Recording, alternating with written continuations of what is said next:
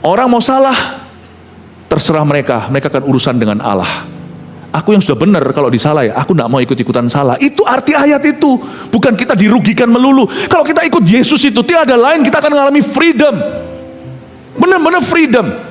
Financial freedom itu gak ada. Kemerdekaan finansial itu gak ada. Orang sampai taraf tertentu bosan dengan yang dia punya, dia pasti cari lebih. Financial freedom itu gak ada. Yang ada adalah freedom of the heart. Makanya Yesus ajari kita bersyukur. Kalau Anda belum subscribe di channel ini, segera, supaya Anda bisa mengikuti terus rema-rema dari Roh Kudus ya. Mari kita buka sama-sama, cuman 3 ayat saja. Langsung di Lukas 12, sebuah kejadian di zaman Yesus di pelayanan di Galilea. Lukas 12 ayat 13 sampai 15. Saya kasih judul hikmat untuk bisnis keluarga. Kita baca. Saya bacakan. Seorang dari orang banyak itu berkata kepada Yesus, "Guru, katakanlah kepada saudaraku supaya ia berbagi warisan dengan aku." Tetapi Yesus berkata kepadanya, "Saudara, siapakah yang telah mengangkat aku menjadi hakim atau pengantara atas kamu?" Katanya lagi kepada mereka, "Berjaga-jagalah dan waspadalah terhadap segala ketamakan. Sebab walaupun seorang berlimpah-limpah hartanya, hidupnya tidaklah tergantung daripada kekayaannya itu." Stop di situ. Tuhan taruh topik ini di dalam hati saya untuk jemaat. Yesus itu guru, dia mau ngajari sesuatu. Yesus itu Bapa.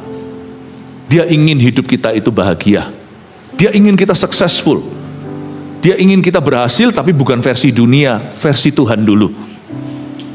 Dan Tuhan tahu bahwa kebahagiaan kita tergantung keluarga kita. Dan keluarga itu tergantung papa mama. Biasanya salah kaprah kalau papa mamanya salah, makanya warisan yang salah itu diteruskan. Makanya kebaktian 1 saya jelaskan warisan termulia itu apa dulu. Tapi mari kita bicara tentang hikmat yang diisi dengan nilai ketransparanan dalam keluarga. In case, jaga-jaga jikalau topik ini gak relevan buat beberapa orang, jangan lupa firman Tuhan itu selalu bermata dua. Berarti semua orang akan dapat berkat. Firman Tuhan itu akan berbicara di segala konteks kehidupan. Jadi don't worry. Kalau hikmat untuk bisnis keluarga itu, jikalau Anda bukan seorang pebisnis, Anda kerja di sebuah perusahaan, atau jikalau Anda bukan pengambil keputusan dalam keluarga alias anak-anak muda, Anda sendiri bukan orang tuanya. Apapun konteks hidupmu, firman ini akan mengajari sesuatu. Minimal yang kita bisa dapatkan dari apa yang saya hendak ajarkan adalah nilai ketransparanan dalam keluarga. Itu penting sekali. Bangun komunikasi. Komunikasi adalah infrastruktur yang tak tergantikan dalam sebuah organisasi dan termasuk dalam sebuah family. An unorganized family cannot stand temptations. Suatu keluarga yang tidak terorganisir dengan baik tidak akan bisa bertahan. Nilai ketransparanan itu perlu kita tangkap dari pengajaran ini. Selain itu juga prinsip keadilan. Prinsip keadilan ini tidak sama dengan fair, tapi justice. Adil itu nggak bisa apple to apple. Orang itu nggak mungkin bisa kembar. Kembar siam pun pasti ada perbedaannya sidik jarinya. Setiap kita kalau di-compare yang mirip-mirip pun 11-12. Nah kalau kita tidak punya nilai kebenaran, yang 11 akan ngamuk dengan yang 12. Papa mama harus bisa didik anaknya dengan benar. Dan kita sebagai anak juga jangan pernah merasa kita diutamakan atau ditirikan. Kita harus mengerti bahwa jati diri kita itu unik di hadapan Allah. Masing-masing kita juga harus bisa menemukan panggilan kita di dalam kerajaan Allah. Dan di dalam keluarga kita juga punya peran yang berbeda-beda. Seringkali orang berkata adil itu harus fair. No. Justice is not fairness. Misalnya properti. Koko dapat itu, Titi dapat ini. Properti aja harga marketnya fluktuatif beda-beda. Dan itu nggak tergantung pasaran. Nanti kalau dijual juga tergantung pembelinya nawar atau tidak. Nggak bisa, kecuali satu properti diisi 3 nama. Nah, siap-siap saudara untuk sengketa. Di mana kita harus atur ini bukan hanya soal warisan harta, Tapi soal ekspektasi yang dikomunikasikan, karena itu penting sekali. Orang Kristen harus punya prinsip kebenaran. Kalau orang yang tidak punya kebenaran bisa keruh, ya saya ngerti. Tapi kalau kita punya Alkitab, harusnya kita punya hikmat. Harusnya kita punya yang namanya kebenaran. Kalau kita itu punya firman, lakukan, jangan hanya didengarkan, terapkan. Karena Tuhan tahu kalau kita tidak terapkan firman, apapun yang kita bangun, mau bisnis kayak, mau ministry, mau pelayanan, bahkan gereja, bisnis juga, pokoknya keluarga, apapun yang kita bangun itu di atas dasar pasir yang kena air bah langsung akan rubuh. Ya, semua pasti akan roboh ke tanah. Tapi kalau kita melakukan firman ini bukan teori. Banyak orang punya pikiran yang salah, mitosnya begini, Alkitab itu udah kuno. Tahukah Anda, semua prinsip yang berhasil di dunia hari ini itu banyak nyontoh jiplak Alkitab. Cuman isinya sama mereka dilepasin packagingnya, dikasih brand atau labelnya. Sebenarnya the only law, satu-satunya hukum yang bisa membuat kita berhasil hanyalah firman Allah. Mazmur 1 katakan, kalau kau renungkan itu siang dan malam, melakukannya, apapun yang kau perbuat akan dibuatnya berhasil. Bukan versi dunia, tapi versi Tuhan. Yang susah payah kutuk tidak akan mengikutinya. Hikmat untuk bisnis keluarga ini mari kita sekarang tangkap. Apa yang Tuhan mau kita lakukan sebagai orang tua lebih dulu. Mari kita punya spirit yang benar. Nah, kita baca sekarang ayat per ayat. Saya akan jabarkan apa yang Yesus alami ketika ketemu satu orang yang minta dukungan Yesus agar supaya dia dapat fairness dari kokonya. Seorang dari orang banyak itu berkata kepada Yesus ayat 13, "Guru, katakanlah kepada saudaraku, my brother, supaya ia berbagi warisan dengan aku." Tidak dijelaskan dia ini kakak atau adik. Tetapi saya asumsi ini adiknya yang protes. "Katakanlah kepada kokoku, abangku, supaya ia berbagi warisan dengan aku." Dalam budaya Yahudi ada yang namanya firstborn right, hak kesulungan. Kenapa sih hak kesulungan itu diperebutkan? Karena mereka dapat 2/3. Anak yang lahir nomor 1 bukan sembarang anak loh ya, anak laki-laki. Jadi kebudayaan Yahudi itu ada totoknya. Mereka membuat perbedaan pria dan wanita. Tapi dalam Kristus kita sudah ditebus, tidak ada laki, perempuan, gender jelas. Ya, jangan gender confusion. Tetapi right atau hak itu disamakan. Karena dalam Kristus Tuhan memulihkan semua kebudayaan yang salah yang kita warisi secara sia-sia dari nenek moyang kita. Kristus mengajarkan kita the kingdom culture atau kebudayaan kerajaan sorga yang jauh lebih tinggi dari cara berpikir manusia, yang di atas standar dunia. Makanya orang yang ikut Yesus itu dibebaskan, merdeka dari kutuk dosa. Kita tidak bisa dikalahkan dengan yang namanya roh kepahitan, tampar pipi kanan, kasih pipi kiri. Orang berkata susah, tunggu dulu, jangan cepat-cepat hakimi firman. Biar firman yang menghakimimu, renungkan firman itu. Apapun yang orang lain lakukan, termasuk menampar pipi kananmu, engkau selalu memilih untuk menjadi pemberi, baru pipi kiri. Orang mau salah, terserah mereka akan urusan dengan Allah. Aku yang sudah benar, kalau disalah ya, aku tidak mau ikut-ikutan salah. Itu arti ayat itu. Bukan kita dirugikan melulu. Kalau kita ikut Yesus itu, tiada lain kita akan mengalami freedom. Benar-benar freedom. Financial freedom itu tidak ada, kemerdekaan finansial itu tidak ada. Orang sampai taraf tertentu bosan dengan yang dia punya, dia pasti cari lebih. Financial freedom itu tidak ada, yang ada adalah freedom of the heart. Makanya Yesus ajari kita bersyukur dalam segala keadaan. Saya ingin kita untuk melihat dulu ya, guru Yesus ini siapa dulu. Baru setelah itu mari kita dengarkan kasus sengketa mereka. "Katakanlah kepada kokoku supaya ia berbagi warisan dengan aku." Bisa jadi si koko yang terima 2/3 dari warisan, mari kita asumsi anaknya cuma 2 doang. Maka 2/3 diterima sama saudaranya, yang protes ini terima 1/3. Bisa jadi Kokonya nggak bisa kerja, malah merugikan perusahaan. Si adiknya yang kerja dan berfungsi, nggak terima. Kok sana nggak berbuat apa-apa, mentang-mentang dilahirkan duluan, kok dapat hak istimewa. Dia protes. Dan papa mamanya mungkin masih hidup, mungkin sudah mati. Katakanlah kalau masih hidup, papa mamanya nggak dengarkan dia, nggak dengarkan hatinya si adik. Adiknya yang kerja mati-matian, yang membawa devisa dalam perusahaan. Toko itu yang jaga adiknya, kokonya itu cuman setiap hari ngerjain hobinya. Tapi nanti waktu dividen 2/3 ke kokonya. Mentang-mentang karena dia yang sulung, yang dilahirkan duluan. Adik nggak terima, cari pendeta. Papa mama nggak mau denger, cari Yesus. Rabi, guru, atau pastor lah. Tolong ya, bilang sama kokoku, bagi dong.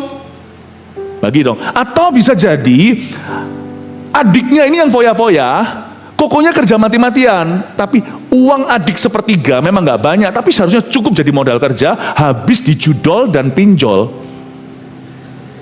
di judi online dan pinjaman online. Jadi habis akhirnya minta sama kokonya. Tapi mungkin papanya tidak melindungi anak yang berfungsi, anak yang kerja. Jadi mereka geger sendiri di bawah sengketa. Papanya main aman, takut dibenci salah satu, pergilah ke pendeta. Pergilah ke Tuhan Yesus kali ini, ke anak Allah. It's okay sih, Tuhan Yesus kan gak pernah tolak. Yesus sendiri pernah berkata, kemarilah kalau kamu letih lesu dan berbeban berat. Aku kan memberimu kukku itu ringan. Aku memberimu kelegaan. Tapi kenapa Yesus tolak ya? Kalau Anda lihat coba ayat 15, katanya lagi kepada mereka, ayat 14. Tapi Yesus berkata kepadanya, Yesus tolak, saudara, siapakah yang telah mengangkat aku jadi hakim atau pengantar atas kamu? Siapa angkat aku jadi notarismu? Siapa angkat aku jadi pengacaramu? Siapa angkat aku jadi markusmu? Maklar kasusmu. Kenapa Yesus tolak? Kok enggak konsekuen dengan kalimatnya yang kita baca di kitab Matius, Injil Matius berbunyi, kemarilah kalau kamu letih dan berbeban berat, kalau punya masalah, come to me. Ini karena ini bukan kasus masalah saja, ini bukan kasus. Kalau Anda baca di ayat yang berikutnya, Yesus berkata, berjaga-jagalah, waspadalah terhadap ketamakan. This is already a case of greed. Ini sudah soal ketamakan. Ini sudah bukan kebutuhan. Ada sesuatu yang sudah sangat salah, complicated, sudah komplikasi di dalam keluarga ini, family ini, sudah salah sampai oyotnya, sampai akar, sampai fondasinya. Sebenarnya kita itu berani bayar mahal, pengacara apa, padahal itu bisa diselesaikan kekeluargaan. Andai kata kita punya firman, kita akan tahu apa yang harus kita lakukan.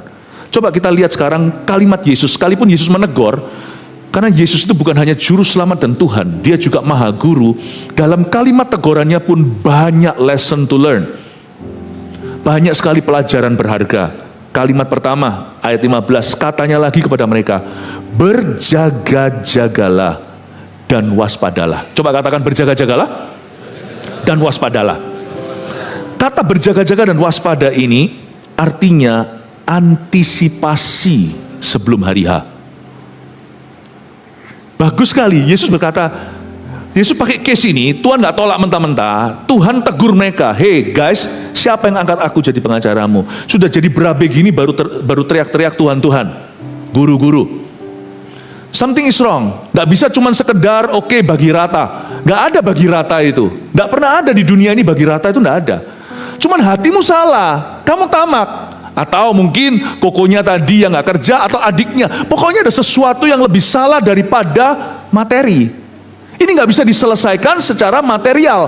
Ini harus diselesaikan secara relasional dan spiritual. Masalahmu guys, mungkin Tuhan ngomong sama cowok itu, your problem here, masalahmu ini is your heart. Problemanya bukan profesional. Your problem is sin. Komplikasinya adalah dosa. Hatimu tuh gak beres di hadapan Allah. Dan ini gak hanya involving one party, tapi juga mungkin papa mamanya yang gak hadir saat itu ketemu Yesus. Saya anggap papa mamanya masih ada. Karena waktu Tuhan berkata, orang ini berkata, saudaraku, orang ini belum tua. Bapak ibu saudara, Yesus berkata, your family is messed up, kata Tuhan. Kamu mau pulih, come as a family. Jangan cuma kamu doang. Luar biasa Tuhan itu. Tuhan tidak nolak. Tapi Tuhan kasih pelajaran berharga buat yang lainnya. Karena prevention is better than cure. Lebih baik mencegah daripada mengobati, ya kan? Lebih baik kita menyakiti daripada nanti orang setelah kita saling menyakitkan.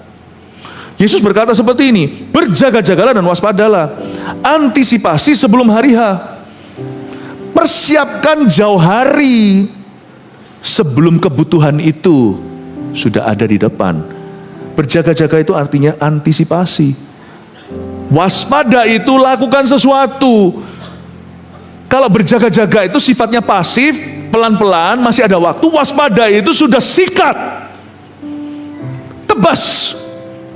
Lebih baik kita di level orang tua menghadapi naga daripada anak kita nanti menghadapi naga merah. Kalau saya bunuh naga di level saya, anak saya cuma ketemu ular, paling tidak kalau bisa hanya ketemu cacing saja untuk dilawan. Tapi kalau saya hindari itu, cepat lambat terjadi perang dunia. Saya maunya cuma urusi cacing-cacing belaka, anak saya warisi naga. Dan kok bisa Pastor Philip? Iya, misalnya ya, saya ngomong sesuatu yang praktis seperti sebuah properti. Pasti tidak relevan Pastor Philip, saya tidak punya satu properti, jadi saya tidak punya masalah. Masalah, bukan milik, hak milik. Ayat ini bukan berbicara tentang warisan, tapi komunikasi. Bukan soal harta benda, bukan, tapi ketransparanan, kebijaksanaan, prinsip keadilan, justice bukan fairness. Di dalam organisasi juga sama. Kita harus kita semua pasti akan memimpin sesuatu. Kita harus menjadi pemimpin yang jelas. Doakan terus jemaat yang dikasihi Tuhan. Gereja kita sudah ratusan hari ini. Puji Tuhan tidak terjadi perpecahan. Semua jelas, semua berjalan pada rodanya. Kasih tepuk tangan untuk Tuhan. Doakan selalu, spirit ini tidak berhasil bukan karena kita menang perang. Peperangan rohani misalnya. Tapi juga harus ada kepemimpinan yang bijaksana. Kita tidak bisa ambil kredit dan curi kemuliaan. Semua itu Tuhan ajarkan. Kalau kami bisa bijaksana, itu pun karena Yesus Sang Maha Guru itu mengajari. Karena kami menerapkan firman dan firman itu berhasil. Bapak ibu saudara, saya ingin teruskan suatu pesan yang sangat praktis dari Tuhan. Saya rasa topik ini Tuhan taruh khusus untuk hari ini. Saya mau bicara lebih detail lagi. Karena itu saya kasih step-stepnya. Gimana caranya kita itu berjaga-jaga dan waspada. Saya lanjutkan dulu sebelum saya kasih step-stepnya, langkah-langkahnya. Sebab walaupun seorang berlimpah-limpah hartanya, ayat 15b, hidupnya tidaklah tergantung daripada kekayaannya itu. Saya tambahkan satu kebenaran, bahwa tidak segala sesuatu bisa dibeli dengan uang. Jadi kalau ada di antara kita yang merasa segala sesuatu bisa dibeli dengan uang, Anda percaya dusta, karena Yesus Sang Jalan, Kebenaran dan Hidup sudah mencetuskan hidupmu tidak tergantung sepenuhnya pada harta. Mari kita percaya. Karena itu saya percaya kita butuh Tuhan dalam segala perkara. Mari kita lihat sekarang langkah-langkah apa yang harus kita ambil. Saya tidak akan berpanjang lebar, tidak akan bertele-tele, saya akan to the point. Karena saya percaya firman ini singkat saja, kalau Anda dapat, keluarga Anda dapat berkat. 1, hikmat untuk bisnis keluarga number 1, jelaskan ekspektasi atas setiap anak dan komunikasikan pada semua. Catat dulu, di foto juga boleh. Nanti 3 saya munculkan pada akhirnya. Ini Anda bisa terapkan bukan hanya dalam situasi bisnis, apapun organisasi, bahkan yang non-profitable seperti ministry, Anda bisa terapkan. Tapi lebih tepatnya, ini mengajari kita bagaimana memimpin diri. How do you lead yourself? Bagaimana Anda bisa memimpin dirimu sendiri di dalam kehidupan orang lain. Dan ini bukan pesan motivasi. Saya bukan seorang motivator. Ini firman Allah. Ini adalah pengajaran firman. Kalau kita bisa menerapkan ini, ada banyak yang namanya komplikasi relationship yang tak perlu terjadi. Dan ini harus selesai di taraf yang lebih tua, supaya yang muda tidak menghadapi naga merah. Amin. Ini harus clear. Jelaskan ekspektasi atas setiap anak. Tidak selalu kita menilai dari kelahiran, tapi kita harus menghargai perumpamaan Tuhan tentang talenta. Ada yang dikasih 1, 2, 5 talenta. Maka pada waktu itu talenta, yang punya 5 talenta, karena talentanya lebih banyak dan dikerjakan lagi. Buat apa kalau punya 5 talenta tapi malas? Justru kali ini dalam perumpamaan Yesus Kristus, yang punya talenta sedikit itu malah yang malas. In any case, dalam kasus apapun, selalu jangan pilih orang malas. Selalu ingat itu. Apapun itu juga, kalau Anda memilih CGL, jangan pilih yang paling fasih lidah. Lidah fasih enggak itu Tuhan tambah. Bukankah Tuhan pencipta lidah? Tuhan yang ciptakan mulut. Orang pintar ngomong tidak tentu jadi pendeta. Dan tidak tentu akan diurapi. Bukan tentang pintar ngomong, lebih tepatnya pintar hidup itu lebih baik. Karena itu 1 dan 2 dan 5 talenta. 5 talenta yang dapat 10 kota. Kalau saya di posisi yang Tuhan ceritakan dalam perumpamaan itu, saya akan pilih yang 5 talenta. Bukan karena talentanya banyak, tapi karena dia paling bertanggung jawab. Apakah dia first born, second born, third born, apakah dia anak pertama, 2, 3, kita harus sepakat. Dan yang harus sepakat, jelaskan ekspektasi itu papa mama. Kalau ini dalam konteks keluarga, mami daddy harus sepakat di ruang tirai, di balik tirainya. Ini gak boleh musyawarah sama anak. Ini harus sepakat mami daddy, papa mama ayah ibu. Kalau mau gegeran, di balik tirai. Kalau mau gak setuju, di balik tirai. Nah, kalau mami dedinya gak setuju, datang ke pendeta, datang ke rabi, datang ke guru, monggo silakan. Jangan anak-anaknya. Paham ya? Ini kalau yang datang papa mamanya, Yesus tidak akan tolak. Bukan karena Yesus itu tersinggungan, gengsi apa, bukan. Karena Yesus tahu, ini duduk masalahnya gak di situ. Lah ngapain orang pusing kita kasih painkiller? Lah kalau pusingnya dari gigi yang bolong, pergi ke dentist, pergilah ke dokter gigi. Yesus tidak akan semerta-merta kelihatan masalah langsung di kemoterapi, dibunuh semua sel yang bagus. Kalau cuma perlu amputasi misalnya masih di situ belum menyebar, ya Tuhan akan ambil dari sana.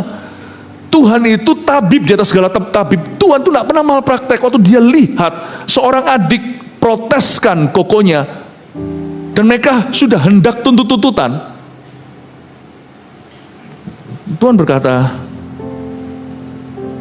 aku tidak mau tangani ini karena kamu hanya mau menang-menangan, kamu tidak mau mencari justice, kamu hanya mau fair-fairan. Apa yang fair menurutmu? Tidak ada fair-fairan itu, tidak ada. Karena itu jelaskan ekspektasi atas setiap anak. Setiap orang tua perlu berdoa, itu why. Kalau papa mama tidak berdoa, apa pedoman kita? Kalau bukan Tuhan yang nuntun kita, siapa yang menuntun kita? Jangan-jangan nanti opini kita, atau apa yang kira-kira friendly bagi dunia hari ini. Dan itu relatif sekali. Apa yang menurut Anda baik, anak A, anak B, anak C, anak D, akan masing-masing punya definisi sendiri. Kalau Anda tidak dekat sama Tuhan, tidak akan punya otoritas ilahi. Sungguhan. Kita tidak akan punya authority. Makanya itu jelaskan ekspektasi. Sebelum Anda menjelaskan, Anda harus clear dulu. Paling membingungkan adalah kalau kita mengikuti pemimpin yang bingung. Jadi kalau saya mengikuti GPS itu ya, misalnya kiri kanan, lalu kalau suatu hari saya sendiri kan nggak tahu, saya asing di tempat itu, misalnya saya ke luar negeri, saya harus nyetir. Lalu kalau dia berkata, I also don't know, bingung aku, tak hapus itu aplikasinya. Kalau tiba-tiba di tengah-tengah saya jalan, dia berkata, I'm sorry, I make a mistake. Wah, paling bingung kalau kita mengikuti arahan orang yang tidak tahu arah. You know, being a leader, menjadi pemimpin itu tidak susah. Saya tambahkan semacam seminar kepemimpinan juga, karena tidak bisa dihindari. Ngomong soal keluarga harus ada pemimpinnya. Keluarga yang tidak punya pemimpin adalah keluarga yang akan rubuh. Dan pemimpin itu harus papa, karena Tuhan menciptakan laki-laki dan terlebih dulu, dan perempuan diciptakan dari pria. Bukan berarti laki-laki lebih superior, tapi perannya beda. Kalau sang ayah tidak angkat bicara, kasihan sang ibu harus jadi laki-laki. Tapi jikalau sang pria tidak berfungsi sebagaimana seharusnya sebagai imam rohani, maka sang ibu juga bisa tetap menjadi ICU-nya. Tapi apakah lebih baik kita di rumah atau di rumah sakit di ICU selalu dengan selangnya? Saya rasa lebih baik normalnya, idealnya adalah ayah ibu sama-sama kompak, itu dia. Jelaskan ekspektasi ini akan mendorong sang ayah dan sang ibu untuk cari Tuhan bersama-sama dan diskusi di antara mereka. Ekspektasinya apa? Tuhan ngomong apa tentang anak Anda A? Tuhan ngomong apa tentang anak Anda B? Tuhan ngomong apa tentang anak Anda C? Karena Anda tidak tahu masa depannya, bahkan hati anak pun Anda tidak bisa menyelami. Karena itu kita harus tanya Tuhan yang Maha Tahu, yang menciptakan mereka sekalipun dari kandungan mama. Allah yang tahu masa depan. Mazmur 139, sebelum satu pun hariku datang sebagai orok, sebagai bayi, Engkau sudah tahu semua dan sudah tercatat di dalam kitab-Mu. Hanya Tuhan yang tahu the future of our children. Bangsa Israel itu beruntung karena punya punya Abraham yang menyerahkan keturunannya. Sebelum menjadi bintang di langit dan pasir di pantai, dia serahkan. Israel ribuan tahun kemudian tetap dalam penjagaan Tuhan. Mau kue pangkan anak, kue pangkan ke Yesus saja. Karena Yesus terbukti dari perjanjian lama, Alfa sampai Omega sampai hari ini. Terbukti. Kalau kita itu punya Tuhan, masa depan anak kita di dalam keluarga kita, in our family. Kalau kita tidak punya Tuhan, masa depan anak kita di tangan anak kita yang bingung, tidak tahu, tidak pernah mendengar suara Tuhan. Bapak Ibu Saudara, jelaskan ekspektasi setiap anak. Nah, ini kalau pemimpin leadership, maka bicarakan di level kepemimpinan. Karena itu pemimpin harus punya holy of holies, harus punya tempat maha suci. Pemimpin harus punya secret place dengan Tuhan. Tempat bersembunyi, bukan untuk lari dari masalah dan keadaan. Tempat persembunyian, secret place, tempat rahasia itu adalah lutut kakinya, sujud di hadapan Tuhan, dan minta tuntunan. A leader harus punya a call. Pemimpin harus punya lutut yang dipersembahkan ke Tuhan. Nah, tentu harus sungguhan secara harafiah berlutut saat doa. Anda mesti doa. Makanya saya tidak setuju kalau melihat gereja yang melayani semua wanita saja.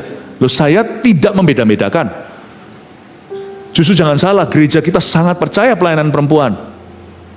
Pelayanan AOG, anak muda kita yang ribuan kemarin mereka ibadah dulu di sini, termasuk Voltage yang anak-anak Eagle Kids itu ribuan, puluhan ribu malahan. Semua hari ini di dalam organisasi gereja kita dipimpin oleh gagah perkasa, pahlawan-pahlawan wanita, Pastor Pau, Pastor Margaret Wu. Saya percayakan young people yang paling susah diatur seorang female pastor. I believe in women ministry. Malah justru kalau perempuan yang melayani itu ada keunggulan. Bahkan pelayanan perempuan pun bisa melakukan pekerjaan-pekerjaan laki-laki hari-hari ini. Lebih keunggulan perempuan dari laki-laki adalah mereka bisa melakukan itu, teamworknya lebih bagus. Kenapa? Karena mereka tidak diciptakan dengan ego dan gengsi berlebih seperti laki-laki. Gengsi kita ini sulit, gengsimu harimaumu. Perempuan dengan mudah bisa gandeng kanan kiri, bisa bangun tim building. Tim player banget, leadernya tetap dapat, tim player lagi.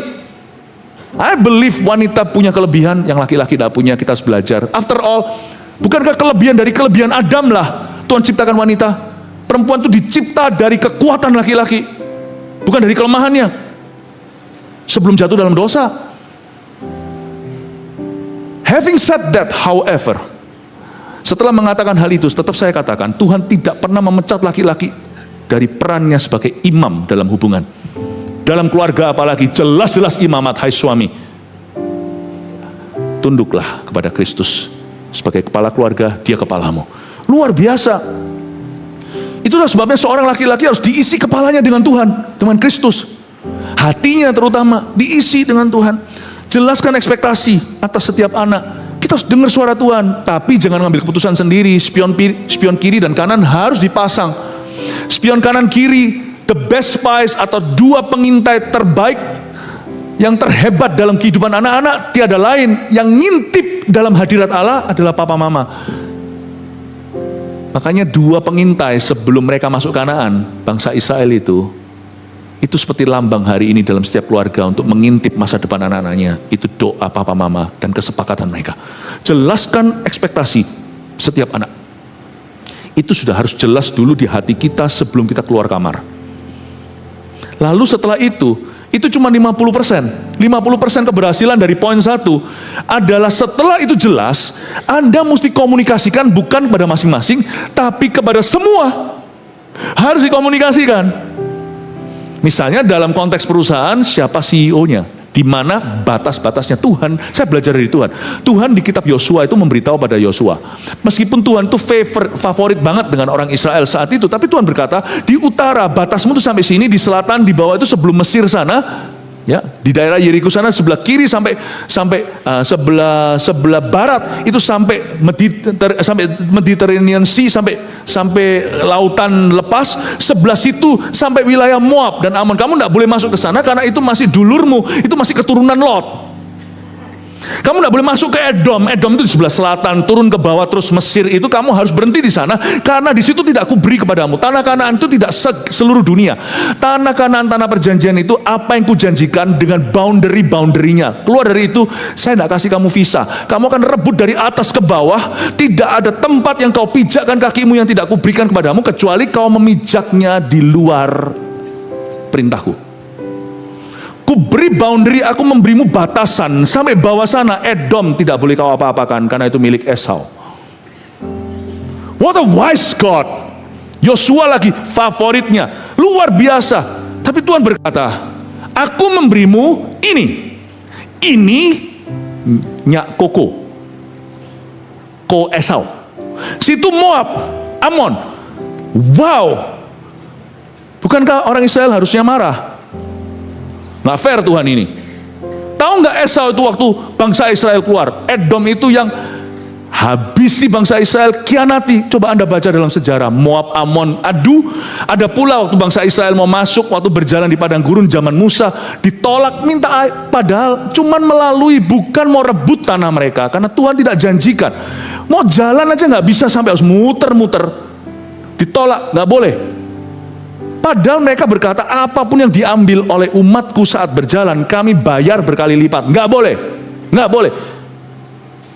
Tapi Tuhan berkata, ini bukan fair-fairan. My justice is different. Keadilanku beda, bukan fair-fairan. Jadi kalau Anda baca ini luar biasa. Jelaskan ekspektasi atas setiap anak, lalu berikutnya, itu yang tetap di poin 1, komunikasikan pada semua. Penting sekali kita berani dan berani tidak aman. Kalau kita mau melihat sebuah rumah tangga, bisnis, organisasi, or whatever, atau just unit family, kalau kita mau lihat utuh, harus ada papa mama yang ambil resiko dan berani dibenci. Kita harus berani dibenci karena kebenaran. Kita harus berani mengecewakan. Kalau mengecewakan itu berarti akhirnya membuat semua orang jatuh pada tempat mereka masing-masing yang Tuhan tentukan. Asal jangan sampai kita mengecewakan anak kita karena kesalahan kita. Misalnya kesalahan dalam teladan, terjadi perselingkuhan, ada kekecewaan yang tidak boleh terjadi. Itu yang dimaksudkan di kitab Efesus, hai bapak-bapak, ayah terutama, jangan kau buat hati anakmu hambar. Dalam bahasa Inggrisnya, do not provoke your children to anger unnecessarily. Jangan memprovokasi amarah di dalam diri anakmu yang tidak perlu. Papa selingkuh, aduh, papa pukul mama, atau mama selingkuh. Hari ini emansipasi wanita. Atau mama begini begitu. Wah, itu membuat hati jadi bukan itu. Tapi kalau orang tua menjelaskan ekspektasi papa mama terutama di sini, ingatlah satu hal. Asal hatimu mau mendidik anak Anda dalam kebenaran, asal hati Anda itu, keputusan Anda itu lahir dari doa dan Anda tahu ini yang terbaik, bukan yang fair, Anda tahu yang benar. Jangan lakukan what's convenient, do what's right. Jangan lakukan apa yang nyaman, tapi apa yang benar di mata Tuhan. Kalau Anda sampaikan itu, mereka melawan, kecewa mereka bukan dari Anda. Kecewa mereka adalah pembentukan Allah dalam hidupnya. Jangan kita bypass proses Tuhan. Mungkin Tuhan hendak hancurkan dulu kedagingan anakmu itu. Ingatlah orang tua, dalam konteks family terlebih dahulu, bahwa Allah ada di pihakmu. You know that God has given you, mommy, daddy, the authority. Otoriter, bukan orang tua yang otoriter, tapi kita harus ngerti otoritas kita.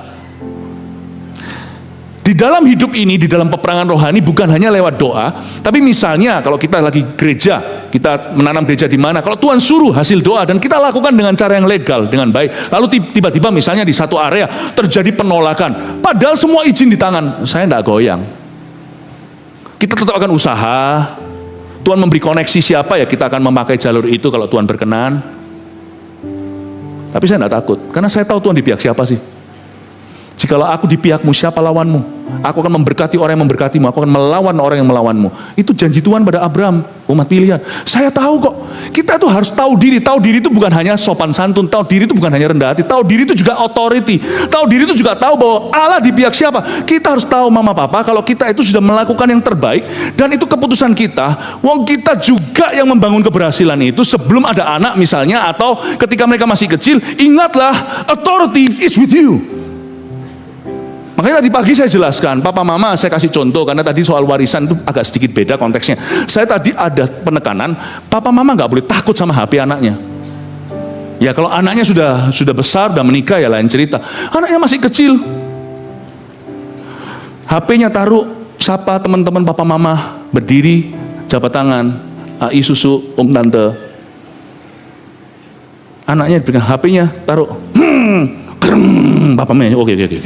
Jangan lupa loh, dia boleh harimau, Anda beruang, Anda yang beruang. HP itu dari siapa? Kok takut sama anaknya? Beritahu sama mereka, harimau, kamu harimau, papa tetap yang beruang. Nali, mana? Jangan takut, taruh, berdiri dulu, sapa susu ai, sapa mama papa, sapa om tante. Sama, tadi pagi saya jelaskan mengapa kita harus ajari social skill kepada anak kita. Saya kasih visi lebih ke depan. Mungkin suatu hari mereka akan jadi rekanan. You never know. Karena dalam dunia pekerjaan, kalau masih SD kerasa kelas 4 sama kelas 6, ada beda sekali. Aku bukan kelas 4 loh, baru kelas 6 padahal. Tapi dalam bisnis Anda beda 10 tahun, 20 tahun, itu tidak ada perbedaan. Itu semua nanti kesetaraan, hikmat, dan kebijaksanaan. Tidak ada bedanya. Waktu dalam bisnis nanti, atau dalam urusan kerjaan Anda, atau waktu Anda di dunia kerja, misalnya tidak tentu Anda jadi business owner, umur 60 dan umur 40, tidak ada bedanya. Prestasi akan membuktikan. Karena itu sekarang mendingan dia umur 12 belajar untuk setara dengan AI susunya. Paham Bapak Ibu Saudara? Jangan takut, mulai hari ini nanti, kalau pulang ke rumah, kalau anak Anda masih kecil, ingatlah, dia bisa harimau. Siapa beruangnya? Amin, puji Tuhan ya. Tapi jangan bilang Pastor Philip yang bilang, waduh nanti saya dibenci sama anak Anda. Saya kasih bocoran ya sama Anda bahwa anak Anda sebenarnya yang sepatutnya tunduk di bawah otoritas Anda. Asal Anda tidak otoriter, pakai kasih, pakai penjelasan, Anda jangan takut sama anak-anak Anda. Takut apa? Takut dibenci. Harus menter itu hati. Yang kita takut itu harus takut ditinggalkan Tuhan, itu yang harus kita takut. Kalau kita dibenci, tapi kalau kita takut akan Tuhan, itu anak nanti akan insyaf, anak itu nanti akan ditobatkan oleh Roh Kudus, anak itu akan mengerti suatu hari. Tapi kalau kita plin-plan, kita main aman, dan kita tidak pernah menjelaskan ekspektasi, apalagi mengkomunikasikan, sehingga akhirnya berbenturan, yang salah adalah kita nanti di hadapan Tuhan. Amin. Tahukah bahwa ada sebagian masalah dalam family, Tuhan tidak pernah izinkan, tapi diizinkan papa mamanya. Semoga ini berguna. Siapa yang merasa ini berguna, tolong batuk. Oke, terima kasih, Tuhan berkati. Supaya saya ngerti gitu loh, ini ke arah, kalau ini Anda mendapatkan, merasakan aplikasinya. Yang kedua, ya nanti jangan makan goreng-goreng ya, kalau yang batuk-batuk ya. Yang kedua, siapkan legalitas dan pembagian yang jelas, agar tidak sengketa suatu hari. Naga merah tadi. Bapak Ibu, jemaat terkasih, ingatlah, jikalau kita tidak mempersiapkan dengan jelas, maka anak akan masuk ke dalam hukum rimba, siapa kuat siapa dapat. Tidak jarang kita dengar di masyarakat yang sampai se-ekstrim terjadi pembunuhan pun pernah terjadi, gara-gara warisan.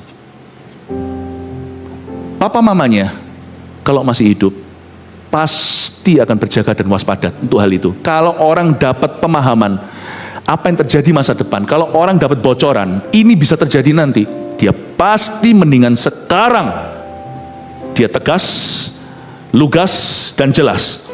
Dia akan buatkan legalitasnya, pembagian yang jelas, supaya pembunuhan tidak terjadi. Tapi nggak semuanya terjadi pembunuhan. Hukum rimba itu juga bisa bunuh relationship-nya. Lebih ngeri dari hukum rimba adalah hukum sungkan. Hukum rimba kan bunuh-bunuhan. Hukum sungkan itu lempar-lemparan. Nah ini susah nanti kalau lempar-lemparan. Siapapun juga yang akan mencetuskan akan jadi whistleblower, jadi bad person, jadi orang jahatnya. Susah. Itu membuat anak yang baik jadi hambar. Aduh kok gini? Atau anak yang baik jadi jahat karena harus, come on, ini harus jelas. Papa mama udah gak ada. Dia pun pulang ke rumah malu, aku kok gitu. Padahal bukan begitu, memang sikon memaksa dia.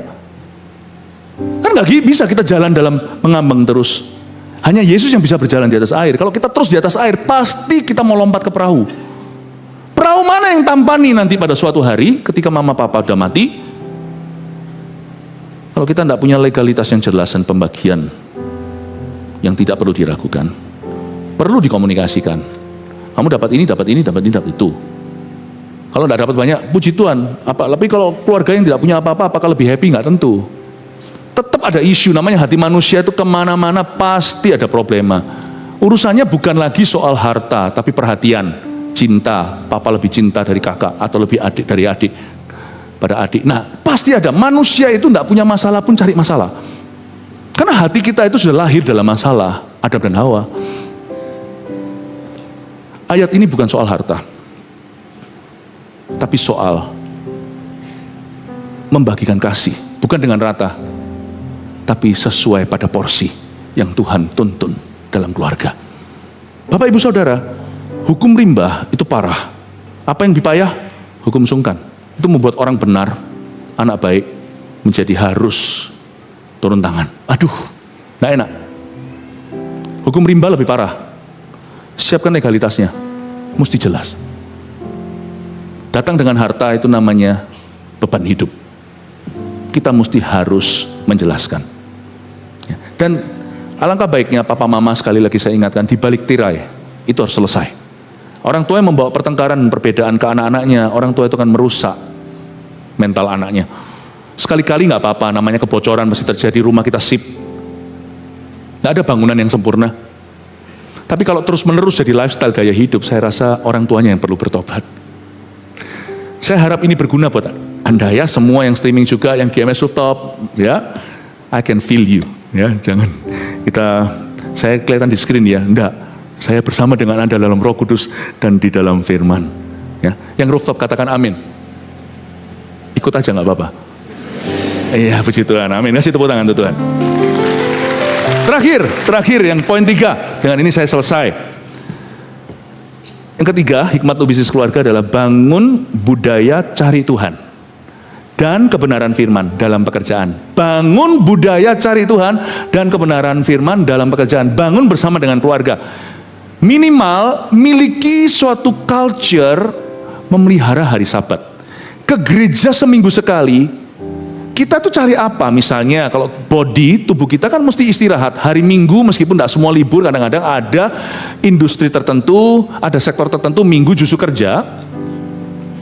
Tetapi mesti kan manusia itu demi ginjal dan livernya, pasti 7 hari ada breaknya.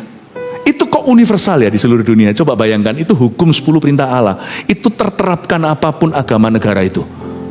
Di Pakistan itu hari Jumat, tanggal merah. Di Indonesia Minggu. Bapak Ibu, kita cari istirahat secara fisik. Dan itu pun tidak tentu istirahat. Banyak orang hari Minggu justru nge-game apa segalanya. Justru tidak istirahat. Justru tidak spend time sama keluarga. Mikir terus kerja.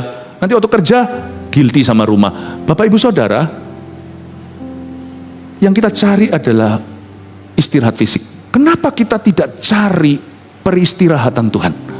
Di mana kita datang dan diisi. Dan sebagai keluarga kita datang bukan cuma setor muka, kita datang itu untuk sungguh-sungguh dengarkan firman, sekalipun sehari-hari kita cari firman sendiri, kita baca Alkitab juga, tapi waktu hari Minggu kita dapat visi korporat dari Tuhan, yang seluruh keluarga kita, misalnya kalau keluarga itu bahkan punya bonding ekstra, yaitu kerja, itu sama-sama terima satu sungai Roh Kudus. I think ya, budaya cari Tuhan itu bukan hanya setiap hari secara individu, tetapi setiap minggu sekali. Tetapkan jam ibadahnya, tempatnya, kita satu keluarga komit. Itu indah. Itu memelihara hari Sabat. Nggak hanya seminggu sekali, tapi juga bisa ekstra seperti beberapa keluarga-keluarga, bukan beberapa, banyak keluarga-keluarga demikian yang juga hubungannya bisnis di dalam GMS. Itu banyak yang setahun sekali di akhir tahun sebelum tahun depan mereka kumpul semua direksi, kumpul semua family, kumpul semuanya cari Tuhan sama-sama. Jangan invite penginjil, karena penginjil punya entah apa nanti motivasinya, nggak tahu kan. Tetapi Anda mesti, penggembalaan itu udah harus gembalanya sendiri kan, keluarga banyak, tapi di jalur penggembalaan yang tetap itu bisa saling mempertanggungjawabkan. Sana kenal sini, sini kenal sana, sama-sama bertumbuh dan kelihatan buahnya. Di situ cari Tuhan bersama-sama. Sebelum yang namanya bangsa Israel pergi berperang, ada imam yang tiup sangkakala. Setiap akhir tahun itu sama-sama evaluasi di dalam hadirat Allah, khusus bangun mesbah, setahun cari Tuhan, bukan hanya nanti tanggal 31 Desember, kita akan sama-sama di sini, di rooftop, di mana-mana kita akan nanti ibadah tutup tahun, itu sebagai the whole church family, tapi your family kumpul sama-sama doa. Saya pun lakukan itu loh dengan my family. Tiap akhir tahun kami pasti pergi ke satu tempat sama-sama, bukan tempat keramat, kita tidak cari hadirat Allah ada di mana-mana, cuma tempat yang sunyi, di mana saya dan family kita bisa berdoa dan bawa agenda, bawa Alkitab, dan kita dengar rema apa-apa, lalu anak-anak doa sendiri semuanya, lalu kita kumpul, lalu sama-sama cross check. Persis loh yang Tuhan katakan. Setiap tahun ya, nggak pernah luput. Saya dan istri saya punya catatan. Terjadi tahun itu, jadi bukan berarti kami maha tahu, tapi sudah ada hin khusus yang tidak kita dapatkan kalau kita sekeluarga tidak sama-sama cari. Apalagi kalau hubungannya hubungan kerja. Itu pasti ada tuntunan korporat yang Allah berikan. Apalagi dari suara gembala. Itu kebiasaan yang boleh dibuat. Dan itu akan membuat keluarga itu tidak cekcok yang perlu. Kenapa? Karena mereka punya budaya mencari firman, mencari kebenaran, mencari penggembalaan, bangun budaya cari Tuhan dalam profesi pekerjaan mereka, apalagi dalam bisnis keluarga. Sama-sama we seek the Lord. Retreat lah istilahnya. Itu penting sekali. Ya. Dan biasanya ada nubuatan, nggak ada nubuatan pun nggak masalah. Kita datang untuk dikuduskan. Tuhan, kami sekeluarga, bisnis ini dari Tuhan. Kami tunduk di hadapan Engkau yang Maha Kuasa, Raja di atas segala raja. Ini raja kayu, raja apa? Kami datang sujud seperti orang Majus. Itu kan raja-raja dari timur. Sujud di hadapan Tuhan. Ya Tuhan Yesus, memberikan hidup kami sebagai persembahan yang hidup. Kami sujud di kaki-Mu Tuhan. Berbicaralah kepada kami, Raja kami. Kalau ada rajanya, itu raja-raja gak gegeran. Ada takutnya sama Tuhan. Tapi kalau tidak ada Tuhan, raja-raja itu nanti akan saling gegeran di bawah pengaruh setan. Gak bisa dihidup ini non-blok. Anda pasti jatuh ke salah satu ekstrim. Kalau Anda tidak di tangan Tuhan, kita tahu siapa yang menggiring hidupmu pada akhirnya. Bapak ibu saudara, hikmat untuk bisnis keluarga itu terletak pada akhirnya di mesbah yang dibangun bersama. Mesbah itu juga adalah visi. Saya selalu ajarkan pada para pengusaha yang ada di gereja ini, jangan pernah ada yang mengira gereja itu ingin your money. No. Untungnya di gereja kita, gembala sidang tidak memegang uang. Semua ada timnya. Saya tidak tahu kapan gereja butuh, kapan enggak, kecuali apa yang sudah dijabarkan setahun 3 kali mesti ada presentasi, penjelasan semuanya, dan uang ditaruh di kaki para rasul, bukan di tangan rasul. Kaki saya yang menentukan uang gereja kemana. 1000 gereja 1 juta murid. Makassar harus selesai. ROSC. Semua money ikut ke situ. Uang ke sana. Tidak di tangan, di kaki saya. Di kaki saya. Ke arah mana rasul pergi, itulah visi. Bapak Ibu, mau ngomong apa jadi lupa tadi saya. Ya gitulah. Ya. Nah, the church gereja itu ingin melihat keluarga Anda dibangun di atas dasar kebenaran, termasuk yang bisnisnya family atau family business. Kami ingin melihat Anda satu keluarga damai sejahtera, penuh kebahagiaan, penuh hadirat Allah, dan hatinya itu selalu mengasihi Tuhan dan jiwa-jiwa. Itu adalah mimpi terbesar gereja ini. bukan soal money. It's about your family. Because we are family, karena kita ini keluarga. Hari ini kita tahu salah satu kelebihan dari GMS itu adalah GMS itu seperti one big family, keluarga besar. Malah kadang-kadang saya mengatakan GMS itu gemes gitu. Kayaknya itu kepingin tak rangkul gitu, rasanya itu kepingin betul-betul I love you. Ini bukan basa-basi, sungguh dari hati. Ini adalah gereja yang seperti one big family. I want to see your family making it. Saya ingin melihat keluarga Anda di tahun 2025 berhasil dan sungguh-sungguh mencuat. Ibadah satu saya akan jelaskan nanti tanggal 31 Desember. Saya tadi sarankan, jangan targetkan kecil tahun depan. Tahun International Blessing and Victory. Anak-anak Anda yang mau kuliah, jangan ambil yang aman. Indonesia akan berkembang, apapun kata pakar. Saya tahu apa kata Tuhan. Mari kita sama-sama. Saya ingin keluarga-keluarga Anda sebagai gembala sidang. Saya ingin keluarga Anda masing-masing bercahaya seperti bintang-bintang di langit. I love you. God bless you. 1 Petrus 4 ayat 7. Kesudahan segala sesuatu sudah dekat. Karena itu, kuasailah dirimu dan jadilah tenang, supaya kamu dapat berdoa. Saudara yang terkasih, terima kasih telah mendengarkan firman Tuhan hari ini. Jangan lupa untuk dukung terus channel ini dengan cara subscribe, like, share, dan juga komen. Agar saudara kita yang lain juga boleh terberkati. Tuhan Yesus memberkati kita.